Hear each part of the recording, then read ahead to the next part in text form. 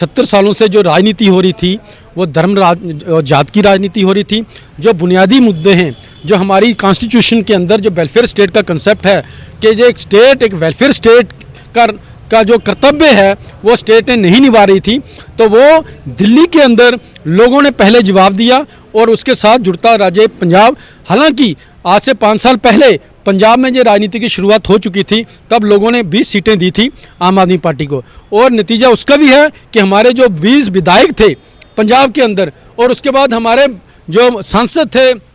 भगवंत मान जी, उन्होंने सख्त मेहनत और खास करके उनकी ईमानदार राजनीति का जो नतीजा हुआ है कि पंजाब के अंदर एक राजनीतिक बदलाव हुआ है। वो राजनीतिक बदलाव पूरे देश की तरफ जाएगा। वो बदलाव है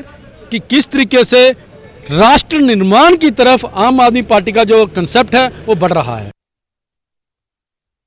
तो ये होता है जब पार्टियां जीत दर्ज करती हैं। आप देखें, सेलिब्रेशन अगर कहीं हो रहा है तो 2 ही पार्टियों के लोग हैं जो सेलिब्रेट कर रहे हैं इस मौके को। उनमें से पहली पार्टी है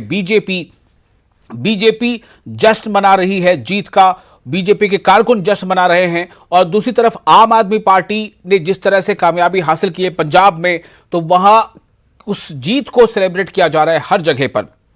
तो मैं आपसे ये कह रहा था कि किस तरह पंजाब में एक बिल्कुल रिवायत से हटकर वहां इस बार लोगों ने मौका दिया है आम आदमी पार्टी को। न तो वहां शिरोमणि अकाली दल की दाल गली है, न वहां कांग्रेस की दाल गली है,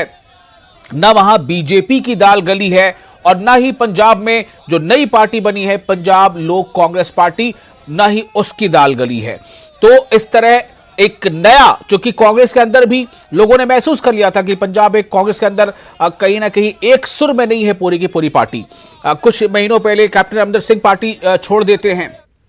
उसके बाद सिद्धू बनाम चन्नी ये जो एपिसोड चलता रहा, तो जब आप खुद एकजुटता